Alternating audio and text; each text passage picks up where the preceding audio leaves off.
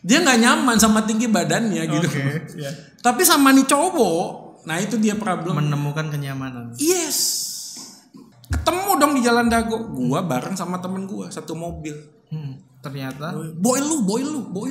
Mobil gua kali mobil. Oh iya, deket. Yang nyetir cowok. Lo ngerti gak sih? Jadi dia pinjam mobil gua untuk pacaran sama cowok lain.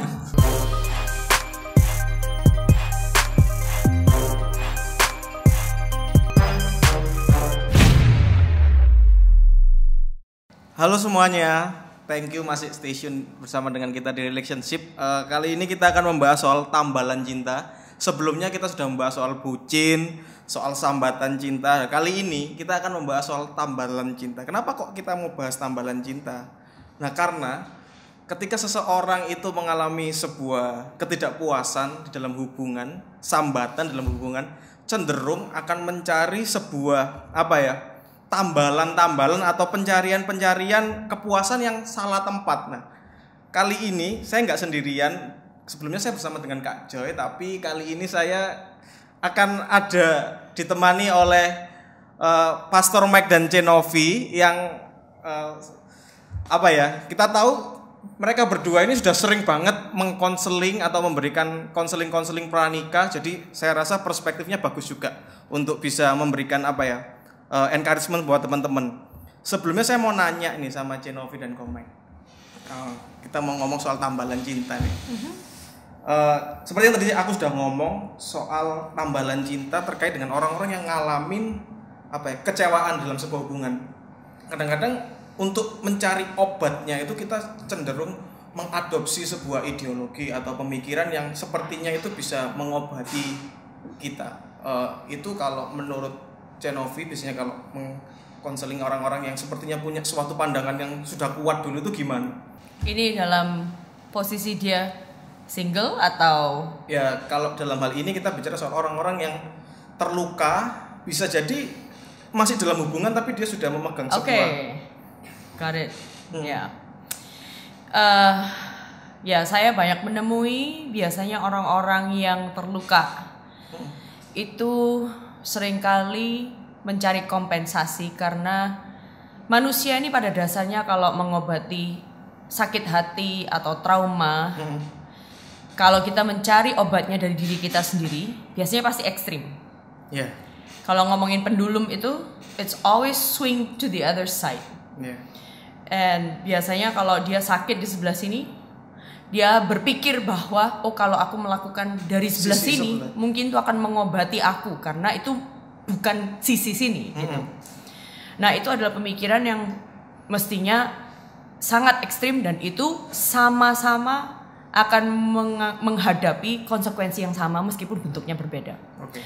Nah, mungkin di sini saya nggak tahu, mungkin para wanita yang merasa mungkin dulunya pernah di take advantage dalam relationship misalnya pernah merasa seorang cowok atau ex pacar pernah mengambil keuntungan dari relationship itu sehingga itu mengakibatkan dia merasa di abuse dalam relationship itu. Nggak selalu di abuse secara fisik, tetapi macam-macam lah ya. Abuse itu kan macam-macam, bisa secara emosi, mental dan lain sebagainya. Nah, di sana sehingga waktu dia mungkin berhasil keluar dari relationship itu, dia ataupun bahkan dia masih ada di dalam relationship itu, dia berubah pikiran dan dia berubah pendirian dan itu menjadi ekstrim. Dia akhirnya menjadi seseorang wanita yang mungkin aku nggak membutuhkan seorang laki-laki gitu yang memprotek aku. Aku bisa mandiri sendiri. Aku tidak membutuhkan orang lain. Ya, something like that. Gitu. Yeah. Same thing with the guy ya. Guy side is always like that.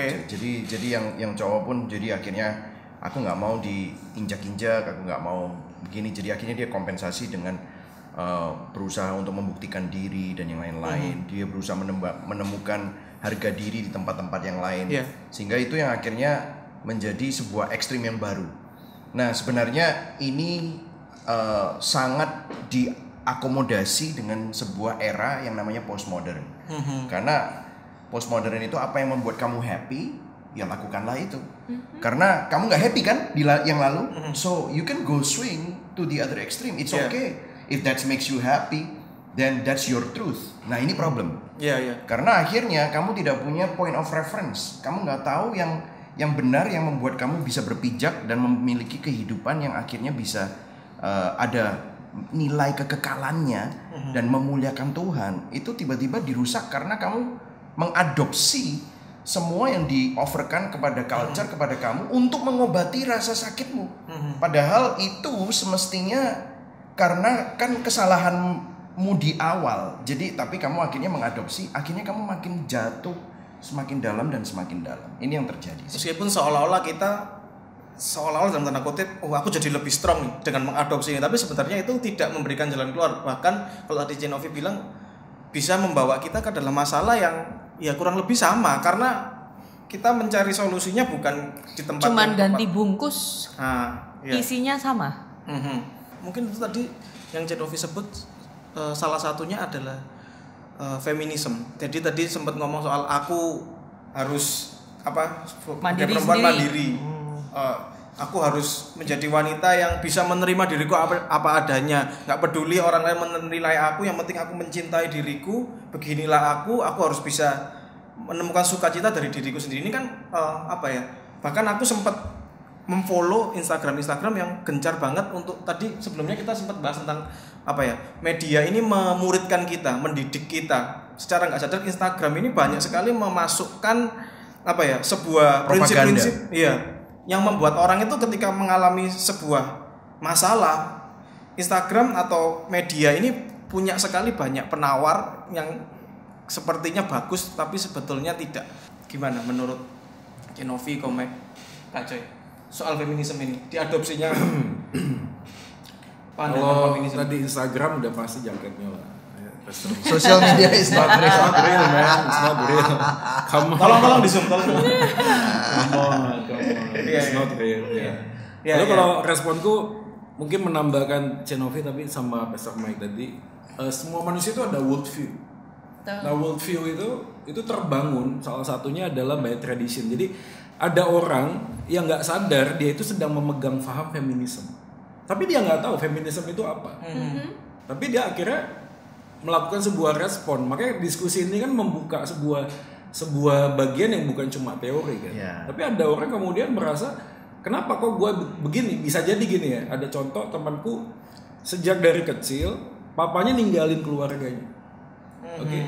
Jadi dia ngelihat maminya itu menjadi single fighter. By tradition, habit kelihatan. Dia ini jadi cece ya, yang paling tua perempuan, lihat maminya. Dan tanpa sadar itu jadi model buat dia. Dan ada banyak juga temen yang aku pernah ketemu ya, kenapa lu nggak nikah dan sebagainya gitu. Dia bilang, I have to provide my little brother, dia harus jaga keluarga dan sebagainya. Jadi tanpa sadar dia merasa dia bisa tanpa orang lain. Padahal by God design nggak gitu, nggak begitu. Makanya Hawa itu diambil dari Adam. Adam diciptakan dari tangan Tuhan. Ini aja ada satu pesan sebenarnya bahwa ya itu tadi diambil dari Adam. Akhirnya mereka memang didesain sama Tuhan itu ya dalam bagian bersama. Makanya aku selalu quote gini. Ada orang ngomong nunggu mapan baru nikah misalnya. Menurutku salah. Harusnya mencari kemapanan tuh berdua bukan sendiri. Exactly. Orang ngomong gue belum mapan. Nanti kalau udah ditanya mapan tuh apa sih? Rumah, mobil, kerjaan. Gue bukan ngomong itu nggak penting sih. Tapi kalau kita mau pakai parameternya itu nggak akan ketemu. Kita harus dapetin dulu purpose Tuhan itu apa. Bersama, yuk kita sama-sama membangun ini bersama. Perempuan juga begitu. Jadi ada worldview. How do I know what I know? Bagaimana saya tahu apa yang saya tahu? Karena jangan sampai informasi itu bukan benar, tapi kemudian saya dapetin tanpa verbal ngomong, tapi dilihat dari sebuah pola kehidupan yang tanpa sadar terekam dalam memori. Akhirnya tanpa sadar dia juga melakukan sesuatu yang sifatnya feminisme, padahal dia nggak tahu apa itu feminisme. That's true. Tapi dia melakukan kelakuan yang seperti feminisme. Aku tertarik sama tadi Kak Ceng ngomong soal by design. Aku mau tanya sama komen ini. By design, pria dan wanita dalam perspektif Tuhan. Jadi kan kadang-kadang orang-orang yang mengadopsi feminisme itu merasa aku bisa sendiri tanpa pria. Apakah itu adalah sebuah pandangan yang benar? Kalau kita melihat dari desain originalnya perempuan dan laki-laki yang Tuhan ciptakan. Ya, kalau ngomongin tentang desain, Tuhan menciptakan laki-laki dan perempuan itu untuk menggambarkan dirinya sebenarnya. Kenapa waktu marilah kita menciptakan manusia, kita itu adalah Allah Tritunggal. Bicara Allah Tritunggal menciptakan manusia, itu pertamanya kan singular, satu orang. Terus kemudian maka diciptakanlahnya laki-laki dan perempuan menurut gambar dan rupa Allah. Oh, ternyata Allah itu singular. Jadi ternyata jadi Allah sangat menghormati pernikahan. Allah sangat menghargai laki-laki dan perempuan. Dan derajat mereka pun juga sama. Tetapi waktu kita ngomongin derajat kan nggak selalu berbicara tentang peran. Ada ekonomi, function. Itu kan seperti Allah Tritunggal. Allah Bapa, Allah Anak, dan Allah Roh Kudus. Mereka satu hakikat, derajatnya sama-sama Allah. Tetapi mereka mempunyai fungsi, peran, ekonomi yang berbeda. Nah, laki-laki dan wanita juga begitu dalam hubungan pernikahan. Tetapi di dalam hakikatnya, di dalam derajatnya is the same value in front of God. Gitu. Jadi, nah culture yang membuatnya menjadi rusak. Ini gambar Allah ini semua dirusak oleh culture karena apa? Dosa. Nah, dosa inilah yang merusak semua tatanan ciptaan Tuhan.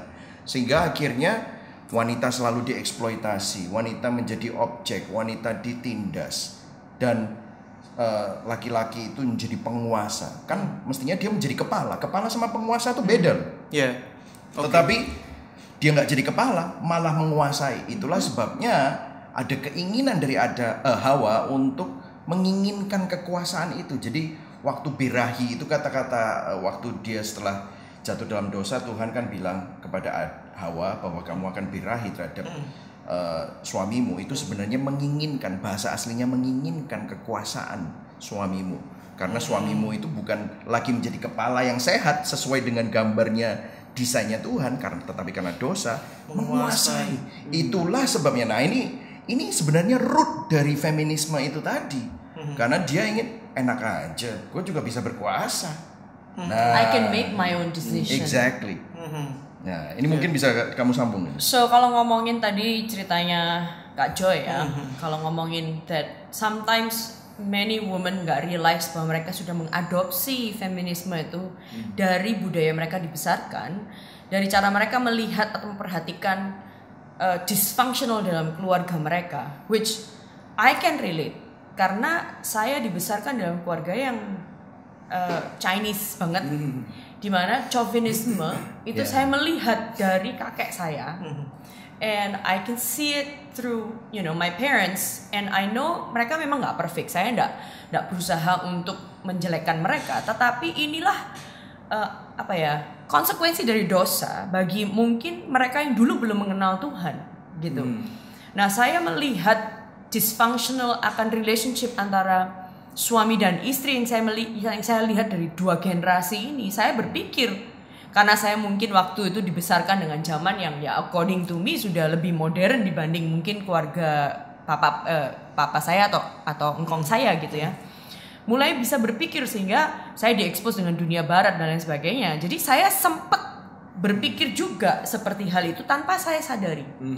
Nah, titik poin di mana saya bisa akhirnya realize that itu adalah pemikiran yang menuju kepada dosa dan kejatuhan kita sebagai seorang wanita, karena kita ini sudah menyalahi dari desain awal Tuhan itu pada waktu saya benar-benar mengenal Tuhan.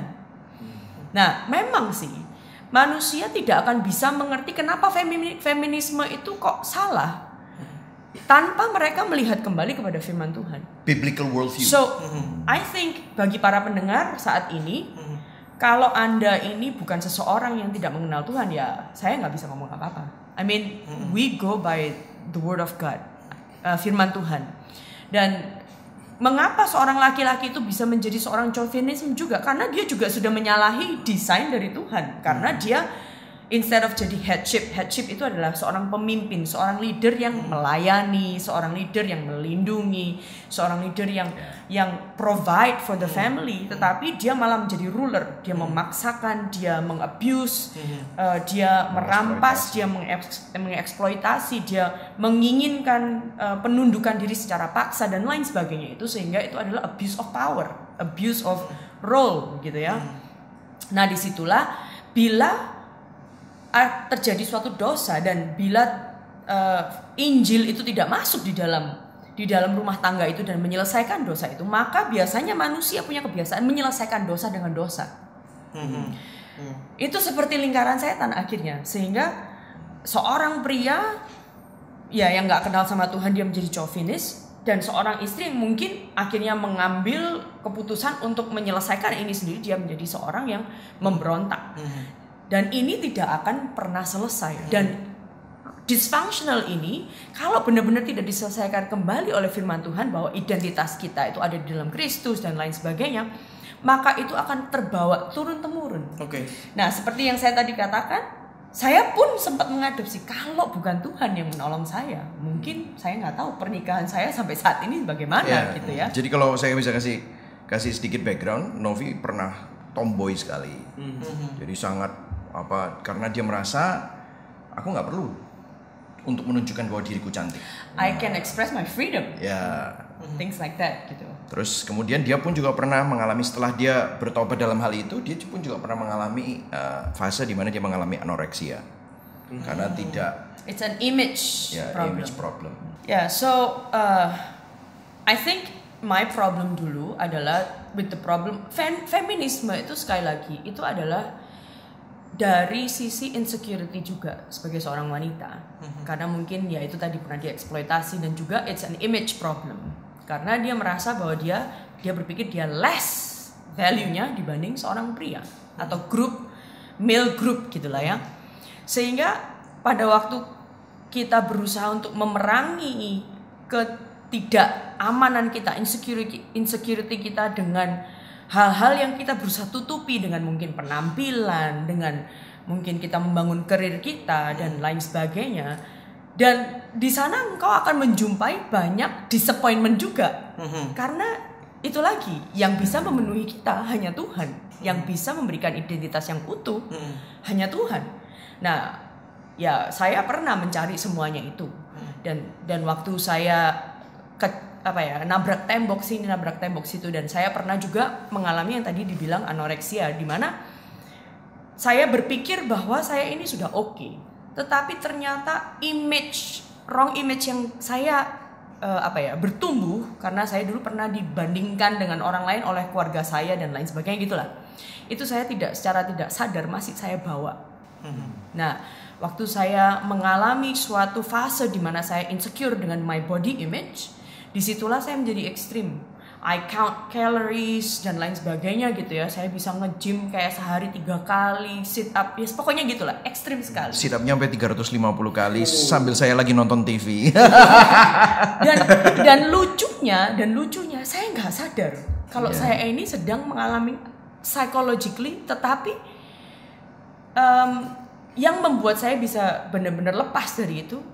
Ini saya nggak berusaha menspiritualisasi pengalaman saya ya. Tapi ini benar sekali. Waktu saya ini ke retreat, dan saya ini pada waktu itu lagi melayani jemaat. Tetapi kok Tuhan tuh baik ya. Saya yang dilayani lewat pemberitaan Injil itu tadi. Bahwa saya ini sedang menaruh identitas saya di dalam my body image and not in Him. Nah, waktu saat itu I think Roh Kudus mengkonflik saya. Dan akhirnya saya realize bahwa saya mau berusaha sebanyak mungkin, mau menghitung kalori sebanyak mungkin, mau sekurus apapun juga. I will never feel pretty because saya tidak akan bisa mampu untuk self love sendiri karena the problem is self. Right? Itu mesti di stop tuh. Itu soalnya self love is very famous nowadays ya. Kita selalu ngomong self love, accept yourself. Yes, sounds good, tetapi self love is never enough karena yang problem seperti self help is impossible. How can you help yourself kalau yang problem adalah self? How can you love yourself kalau yang problem adalah self? Ini benar-benar banget. Itu feminis yang awalnya kamu ingin take charge of your life, tetapi kamu malah terikat di dalam itu. That's part of self love. Yes. Yeah. Aku mau coba highlight tentang tadi Novi sempat ngomong tentang chauvinisme sama feminisme. Kalau cowok berangkat dengan chauvinisme dan cewek berangkat dengan feminisme masuk ke dalam jenjang pernikahan. Tadi Cinovi sempat membahas kalau itu nanti di dalam pernikahan akan ada perebutan kuasa. Jadi kalau bisa aku simpulkan, mengadopsi konsep ini juga bukan suatu hal yang baik untuk pernikahan, karena memang awalnya tadi komen ngomong awalnya seolah-olah itu untuk membuat kita bangkit dari luka, tapi ketika itu konsisten dijalani itu menuntun kita kepada kehancuran yang like I said, we cannot solve sin with another sin. Kayak kita berusaha menyelesaikan dosa dengan pemikiran duniawi, dengan nilai-nilai duniawi. Yes. Kalau misalnya bagi para pendengar ya, saya ingin berbagi aja mungkin Efesus 2 ayat 1-7. Di sana diceritakan bahwa kita ini sudah ditebus dengan darah yang mahal. Dari hidup yang dulunya mati, hidup yang penuh dengan kegelapan dalam dunia ini, dan kepada hidup yang penuh dengan pengharapan dan hidup yang baru di dalam Kristus. Jadi jawabannya itu bagi kita semua para wanita, kalau kita pernah disakiti, jawabannya bukan feminisme. Bagi seorang pria yang mungkin merasa Anda ini sangat insecure karena Anda ini mungkin merasa rendah diri karena mungkin dulu dibesarkan dengan mungkin orang tua yang sangat otoriter. Itu jawabannya bukan Anda terus berusaha untuk menaikkan harga diri dengan memaksakan untuk leadership. Bukan itu jawabannya. Jawabannya adalah kita utuh dulu di dalam Tuhan. Our identity, identitas kita itu bukan pada apakah kita ini menjadi wanita yang berhasil, atau pria yang bisa memimpin keluarga, atau pria yang berusaha dalam pekerjaan, ataukah apapun itulah. Tetapi identitas kita tuh utuh dulu dalam Tuhan. Selama kita nggak utuh dalam Tuhan, kita ini seperti kayak kayak bangsa Israel di padang gurun itu merana aja terus, mengembara aja terus, dan tidak akan pernah menemukan tempat perhentian.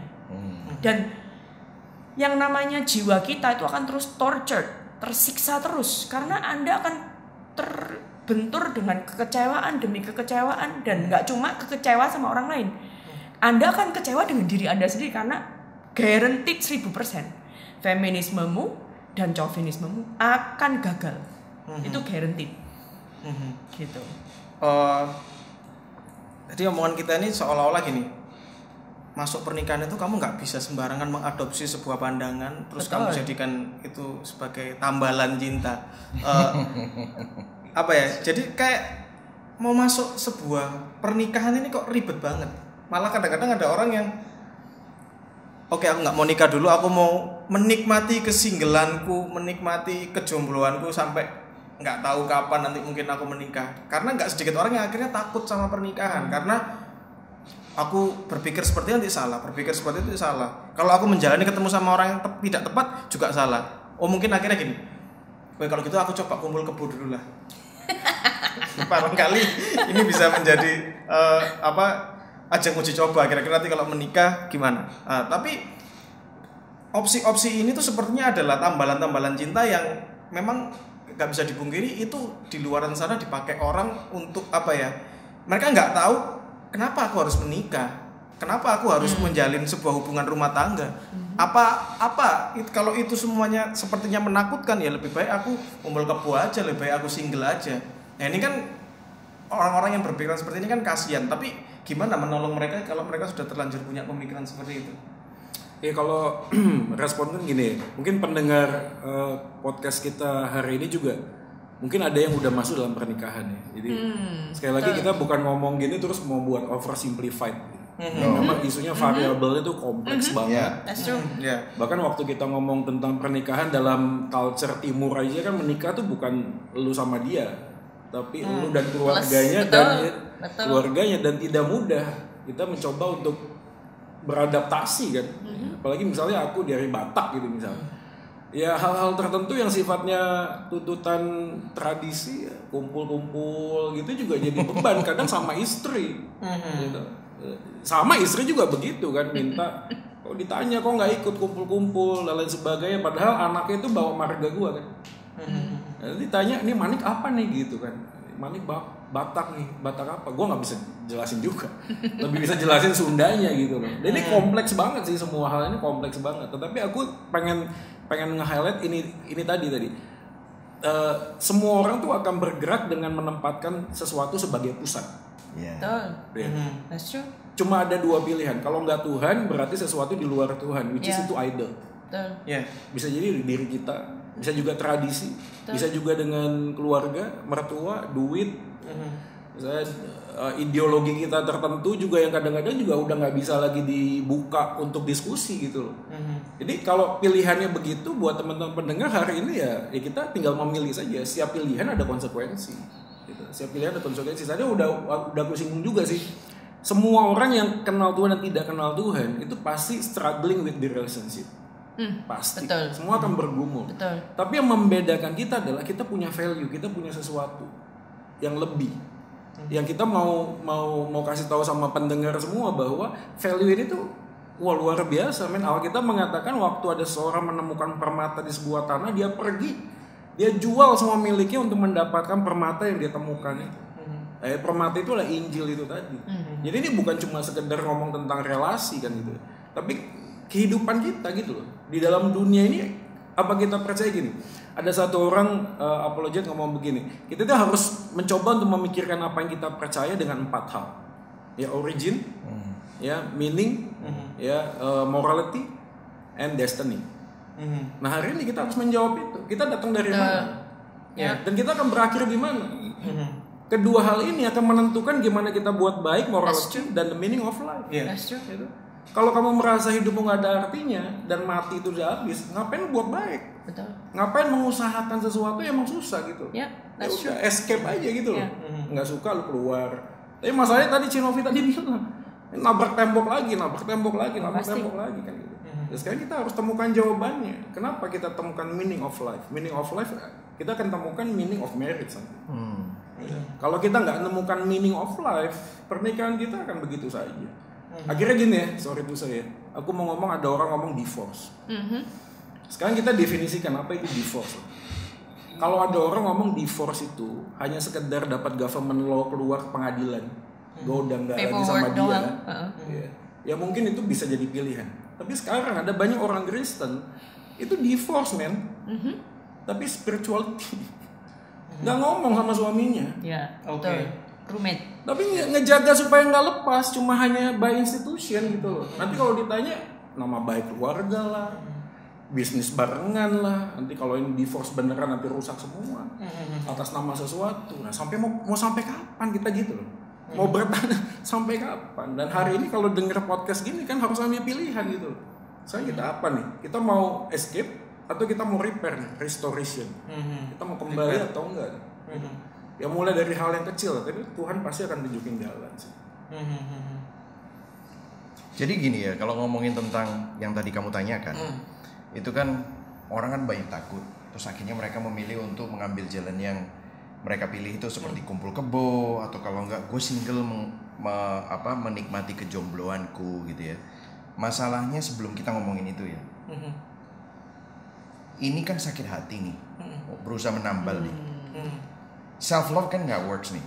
Whatever that yang mendengar nih, yang menonton, if you feel that kamu tuh memang lagi menambal apa yang terjadi ini dalam hidupmu sekarang ini lagi menambal. Nah, you should stop and think about, karena self love nggak bisa. Nah, itulah sebabnya kita kembali ke Injil.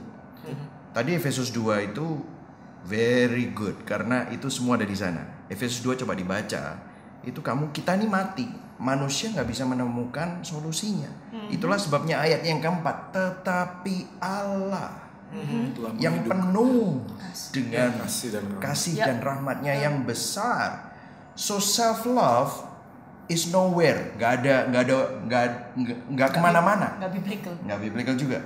So it's actually God's love, Christ's love. Itu yang menyembuhkan. Karena kalau kita berusaha mengasihi diri kita sendiri, kita mengasihi dengan sesuatu yang naturnya dosa. Tetapi itulah sebabnya solusinya nggak bisa dari diri kita. Allah yang turun. Ini yang gospel tawarkan. Ini yang menjadi kabar baik. Inilah kekristenan. Karena bukan manusia yang cari Tuhan, tetapi Tuhan yang cari kita. Dan Dia yang selamatkan kita. Oleh kasih-Nya yang besar, Dia membangkitkan kita bersama-sama dengan Kristus. Oleh kasih karunia kamu diselamatkan. Nah, ini menyembuhkan. Karena apa? Kenapa menyembuhkannya? Karena kamu sudah diterima bukan oleh manusia. Kamu diterima bukan oleh bahkan orang tuamu yang menolak kamu, atau papamu yang menyakiti kamu, atau istrimu yang tidak menghormati kamu, atau suamimu yang sedang menindas kamu. Tetapi Tuhan yang menciptakan kamu, itu menerima kamu. Itu yang menyembuhkan. Tuhan yang menciptakan kamu, itu tidak menolak kamu dan menerima kamu dengan setiap ketidaksempurnaan. Itu indah. Itu menyembuhkan. Setiap kali saya memikirkan itu, hati saya diobati. Apa yang menjadi luka-luka saya diobati. Nah, disinilah akhirnya waktu saya melihat kehidupan dengan kacamata yang seperti itu, maka kehidupan akan lebih indah. Dan ternyata Tuhan yang mengasihi aku. Kalau masih menaruh diriku di dunia ini dan belum memanggil pulang, itu artinya saya masih punya, Dia mau tulis cerita dalam hidup. Maka dengan cerita yang dipercayakan, aku gak akan sembrono dengan ini. Aku gak akan ngawur dengan relationshipku. Aku gak akan ngawur dengan masa depanku.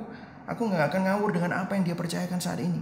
Waktu kita ambil inventaris atas hidup kita sekarang, keluargamu, pekerjaanmu, atau sekolahmu, kamu akan hati-hati dengan itu semua. Nah, lihat, ini pergantian worldview. Worldview yang tadi, yang kita adopsi, ternyata dipinggirkan semua, dan kita taruh Injil. Tiba-tiba Injil bersinar. Bam. Guess what? Waktu itu bersinar, akan menyinari semua aspek kehidupan. Nah, ini yang mengubah. Ini menjadi solusinya, gitu.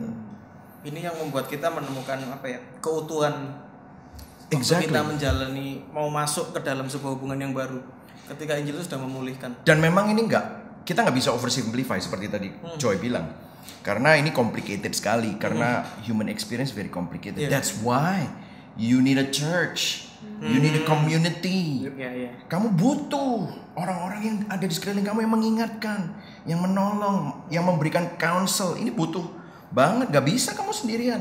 Kadang-kadang kalau kita sendirian tuh kita udah seperti kayak on the dark corner, gak bisa keluar tuh di situ. Harus ada yang narik. Come here, I show you. Oh iya. Kadang-kadang kita kalau ada problemnya mesti nggak terlalu gede, tapi karena kita ini terlalu gini, harus ada yang lihat. Dunia nggak sekecil itu kali gitu. Nah itu tuh, we need that. Makanya kita perlu dengar khotbah, makanya kita perlu baca Alkitab, makanya kita perlu ada yang doain. Itu penting banget. It's God's gift to all of us gitu. Betul. And guess what? Setelah kita mulai begitu, nanti kita akan mulai berpikir ulang. Oh iya, gue ngapain nih di relationship kayak gini? What am I doing here? Gitu. Kenapa gue marah terus? Akhirnya nanti marah lu akan berhenti. Dan tiba-tiba kamu mempunyai outlook yang lebih sehat terhadap dunia, gitu ya. Kalau aku mau coba simpulkan berarti gini, keutuhan dan kekosongan yang ada dalam diri kita yang membuat kita tuh mencari tambalan-tambalan itu hanya bisa ditemukan hanya di dalam Tuhan melalui Injil. Dan benar banget. Dan tidak mungkin ditemukan di tempat lain yang tadi sudah kita sama-sama bahas, itu menuntun kita kepada kekecewaan dan masalah yang baru. Jadi mungkin komen atau Genovi, Kak Joy boleh ngasih. Mungkin tambahin sedikit ya. Mungkin ada beberapa juga yang aku lihat itu mencoba untuk membuat sinkretisme. Jadi sinkretisme tuh akhirnya dia jadi orang Kristen, tapi ya setengah Kristen, setengahnya lagi akhirnya dia orang ini malah jadi kayak di dalam dirinya tuh tidak menemukan damai ya akhirnya. Conflicted Christian. Iya. Jadi kayak Spurgeon bilang, Christ is not value at all unless he is value above all. Jadi you have to choose siapa yang akan menjadi kepala di dalam pernikahan gitu. Gak bisa masukin dua-duanya jadi bos itu, gak bisa gitu. Dan kita kan harus bisa memberikan penjelasan. Misalnya laki harus penjelasan sama istri. Kenapa kita harus tempatkan Kristus di atas segalanya? Dan ini juga jadi poin karena bukan cuma sekedar apa yang kita katakan, tapi juga apa yang kita lakukan. Makanya kadang ada anak, ada istri itu malah tersandung sama suaminya, sama bapaknya, karena terlalu banyak ngomong tentang firman, tapi Kelakuan hidupnya itu nggak menunjukkan itu. Sehingga pada waktu kita ngomong tentang Injil, tentang Kristus, come on man, hari ini yang kita dengerin ini, kita ini bicara bukan cuma sekedar teori gitu loh. Kita menjalani. Pengakuan tanpa pengalaman tuh kebohongan gitu. Buat apa kamu ngaku-ngaku bahwa Yesus segalanya? Tapi gimana lu bisnis nggak kelihatan, kan gitu. Gimana manage anak juga nggak kelihatan. Di mana Injilnya gitu. Sama istri juga kadang-kadang masih pakai tangan. Jadi kayak terjadi kan di keluarga-keluarga Kristen yang oke, secara ritual kekristenannya dia jalanin. Yeah. Jadi kita harus menemukan Kristus tuh bukan agama gitu. Kristus nggak pernah ngajarin agama. Dia ngajarin dirinya. I am the way, the truth, the life. I am. Amen. Bukan the Christian, I am. Saya. Jadi menemukan perjumpaan dengan Kristus itu mutlak terjadi. Sehingga dialah yang take over semuanya gitu. Bagi dialah, hidup itu buat dia gitu. Keluarga ini gue persembahin buat Yesus. Karena dia udah kasih segalanya buat kita. Nggak ada excuse lagi sebenarnya gitu. Nah, orang-orang yang pakai tambalan cinta tuh kadang begitu. Jadi di sisi yang lain dia pakai Injil katakanlah, tapi untuk menyembuhkan aja. Iya betul. Tapi habis itu dia pakai kacamatanya dicopot, dia pakai kacamata worldview lagi setelah sembuh. Setelah itu sembuh, nggak bisa. okay. Itu we have to continue to be consistent, yang seperti Joy bilang. Iya. Betul. Jadi nggak bisa tambalan cinta tuh dimasukin gitu tuh nggak bisa gitu. Ya. Kita harus betul-betul mana gitu yang mau dipilih gitu loh sekarang. Oke, gini, kita sudah masuk dalam sebuah pernikahan. Kita ngomong banyak hal. Kita bawa sesuatu di masa lalu kita, di keluarga kita. Mungkin juga hari ini masih ada yang bergumul dengan mertua, dengan keluarga, dengan tradisi lain sebagainya. Tapi hari ini keputusan pertama yang harus dilakukan adalah kita put the Christ on the top. Dialah yang satu-satunya yang kita akan kejar dan tanya kepada dia. Aku pikir gini, nggak mungkin tiba-tiba langsung jadi sempurna. Tapi kita sedang menuju ke sana. Kalau ada anak sekolah nilainya 4, jelek kan? Ayo nak belajar. Dia dapat 5, masih jelek kan? Masih, tapi kita nggak akan marah. Karena ada progress, Betul. 1 point. That's true. 1 poin, oke masih merah, that's okay gitu loh. Tapi progress itu naik pelan-pelan, kasih pengarahan. Mulai dari mana? Attitude. Nah kadang kan ada mertua, keluarga, tradisi nggak bisa ngelihat kita. Kenapa? Karena by tradition, Christian nggak ada apa-apanya hidupnya kan gitu. Ini nyokap gua nih Batak, lebih tulen, bagus, lebih baik daripada lu yang Kristen. Ini jadi problem gitu loh kadang-kadang. Karena yang kelihatan adalah kita juga sadar kita nggak mungkin sempurna. Tapi aku terlalu amat yakin orang yang jatuh di dalam Tuhan pasti akan bangkit. Kebangkitan itulah emang inspirasi harus. Karena nggak banyak orang bisa jatuh, bisa bangkit. Dan kita tahu waktu kita bangkit bukan kita yang kuat dan gagah, bukan, tapi karena Kristus. Nah disitulah kita bisa membagikan ini loh. Aku memang nggak sempurna, aku bisa jatuh. Tapi lihat Yesusku tuh selalu memberikan kesempatan, itu memperbaiki, accelerate 1 merah sih masih rapotnya, tapi aku 1 poin, 1 poin lagi. Jadi anak-anak bisa lihat nih papiku nih berubah, mamiku nih berubah. Mereka kalau ngomong nggak kayak dulu lagi, nah 1 poin.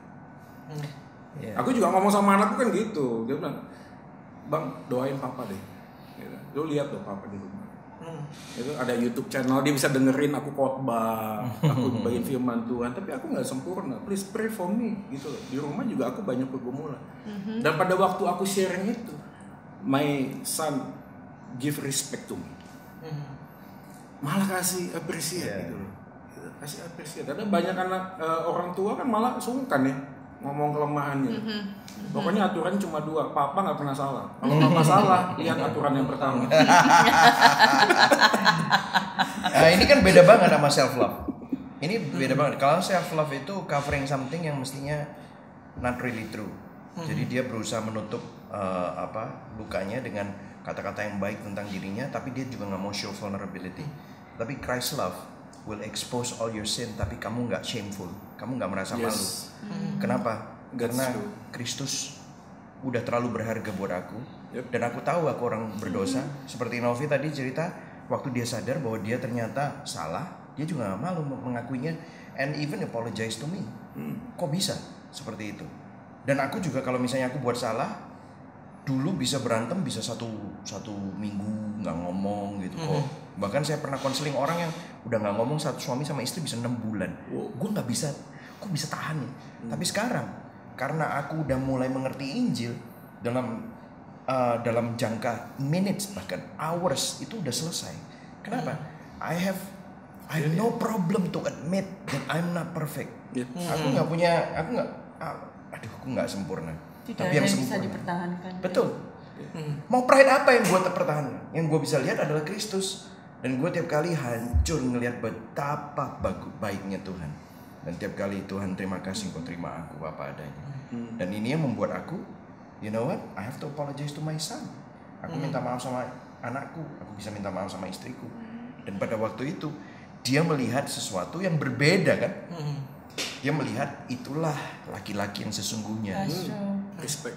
Bukan laki-laki yang gebrak meja atau laki-laki yang menghardik atau ngatur dengan manipulasi keuangan. Nih gua kalau lu behave gua beliin tas. Gua beliin ini, gua beliin ini. Kalau nggak behave, kurangin cut lu, ya gitu. Itu yang terjadi kan di mana-mana. That's different gitu. Jadi tadi kan Kak Joy, Kak Mike sudah cerita tentang ini kan tadi aku coba lihat ini seni di dalam menghidupi pernikahan nih. Apa tadi Kak Mike ngomong sebagai seorang, aku coba kembali kepada poin di mana tadi kita sudah menemukan keutuhan di dalam Tuhan, kita sudah melihat bagaimana Kristus melihat kita. Setelah aku bisa melihat hidupku berharga karena Kristus sudah menerima aku. Setelah itu aku akan coba belajar melangkah nih dengan iman untuk membangun sebuah hubungan. Nah, ketika kita mencoba membangun sebuah hubungan dan kita misalnya sudah ketemu nih sama seseorang, kira-kira apa ya hal-hal yang negotiable dan non negotiable yang bisa membuat kita tuh oke lah sama orang ini, aku melihat kita bisa hidup bersama dan menghidupi panggilan Tuhan. Ini apa nih negotiable thing dan non negotiable thing dalam decide aku mau marriage sama dia. Kalau misalnya pengalamanku ya, aku dulu belajar juga sih. Ada dulu my senior pastor dulu waktu di Seattle tuh pernah juga ngomong, kamu kalau misalnya ingin menikah dengan seorang laki-laki yang mungkin sort of kayak the guy of your dream sort of gitu ya. Itu ya kamu perlu tahu what you want gitu kan. I think logic ini masuk akal tidak hanya untuk orang Kristen. Bahkan orang yang tidak mengenal Tuhan pun harusnya mereka juga put this into logic. Mungkin ya kategorinya nggak sama aja sama kita. But it's funny, kita mau beli barang aja biasanya kita tahu apa yang kita mau. Baru kita ke toko harus beli. Nah ini kawin sama orang yang forever tapi nggak pernah dipikirin. Nah itu kan rada nggak logik. Nah anyway, jadi waktu dulu saya juga mulai serius nih ngomongin tentang berpikir what I want in a husband. Nah, saya pernah tuh in a failed relationship before gitu ya. Jadi dari pelajaran-pelajaran yang lalu ya saya belajar, ini karena saya tidak pernah memikirkan. So, to me, my non-negotiable is tadi seperti yang mungkin tadi Kak Joy juga pernah mention bahwa seorang laki-laki yang mencinta Tuhan lebih dari dia mencintai saya. Karena saya percaya kalau seorang laki-laki mencintai Tuhan lebih dari dia mencintai saya, itu membuat saya lebih secure malahan. Karena dia menghormati Tuhan lebih dari menghormati manusia. Seorang laki-laki menghormati Tuhan pasti dia akan mengasihi istrinya. So that's non-negotiable for me, gitu ya. Terus orang laki-laki yang seperti itu pasti orang laki-laki yang mudah untuk bertobat, mudah untuk diubahkan. Nah, itu penting tuh. Itu pertobatan itu juga non-negotiable buat saya. Itu adalah buah dari yang nomor satu. Kalau yang nomor satu tuh hanya dilihat dari pelayanan, keaktifannya dia di gereja, itu masih belum apa-apa.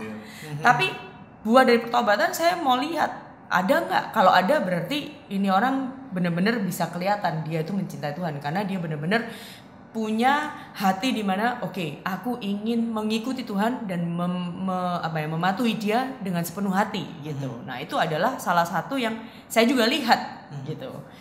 Nah, terus juga saya berbicara dulu ya. Ini ngomongin saya dulu sama dia ya. Saya berbicara, saya nggak hanya memikirkan now, tetapi 5-10 tahun ke depan. Kira-kira kurang lebih panggilan kita itu kayak gimana. Mungkin kita nggak tahu bentuknya seperti apa. Tetapi saya tahu pasti bahwa saya tidak akan pernah lari dari pelayanan. Waktu itu saya berpikir I love being in a local church. Saya tuh seneng banget menjadi bagian dari suatu gereja lokal, dan saya percaya itu adalah rencana Tuhan buat kita anak-anak Tuhan. Dan saya berbagi itu dengan dia, dan dia juga rupanya mempunyai kerinduan yang sama. Dan kita tidak akan pernah tidak melayani Tuhan. Nah, itu adalah non-negotiable kami juga. Itu buat saya paling enggak gitu loh. That we will always be in a ministry. Dimanapun juga, kemanapun kami pergi, berarti itu artinya kami akan menjadi bagian dari gereja lokal juga. Nah, hal-hal seperti itu nggak usah terlalu banyak lah. Pokoknya yang prinsip aja. Itu adalah non-negotiable. Yang lainnya bisa main musik apa enggak, orangnya ganteng apa enggak, kulitnya warna apa, itu menurut saya itu bisa di-negotiable lah. Gitu. Ya, itu hanya pengalaman saja. Sih, kalau kamu lihat ini semua adalah nilai-nilai kekekalan. Nilai-nilai, kadang-kadang aku sedih ya kalau ngeliatin orang-orang yang ngomongin tentang non-negotiable-nya adalah gajinya berapa puluh juta sebulan, atau kalau enggak education-nya harus paling tidak di luar negeri. What kind of list is that itu? Standard is that? I'm just like, man, ini semua ngomongin tentang kefanaan yang semuanya akan habis. When you're talking about non-negotiable is something yang benar-benar lebih tinggi nilainya dari apa yang dunia tawarkan. Kamu tidak ditebus oleh emas dan perak, kamu ditebus oleh darah yang sangat mahal, Yesus Kristus. 1 Petrus 1 ayat 18 itu akan membuat kita akhirnya tahu bahwa hidup ini sementara. We have to live for eternal. Makanya kalau aku bisa recommend a book ya, is This Momentary Marriage by John Piper. Itu bagus banget karena sebenarnya bahasa Indonesia juga cool, adalah parabel tentang kekekalan. Imagine that, marriage itu adalah parabel tentang kekekalan. Karena apa? Marriage itu menggambarkan Kristus dan gerejanya, menggambarkan Allah dan umatnya, menggambarkan keintiman Allah Tritunggal. What a beautiful picture. Dan Tuhan pakai kita yang gak sempurna untuk menjadi gambaran sesuatu yang sangat sempurna. Itu aja dulu deh. Itu makanya kenapa tadi non-negotiable thing-nya adalah juga hal-hal yang punya nilai kekekalan. Karena pernikahan sendiri itu by design juga ada nilai-nilai kekekalan di sana. Melakukan hubungan intim, ini kalau yang benar dalam desainnya, itu bahkan ada darah yang tercurah. Maksudnya keperawanan itu darah yang tercurah. Kamu lebih milih mana? Tersiksa tetapi status menikah, atau mendingan single? Melakukan hubungan intim itu disuruh sesering mungkin kan? Saya tuh punya geng. Kalau ada orang yang ulang tahun, hadiah ulang tahunnya lah kita patungan bayarin prostitusi. Gereja mah nggak ngerti. LGBT mereka mah menghakimi.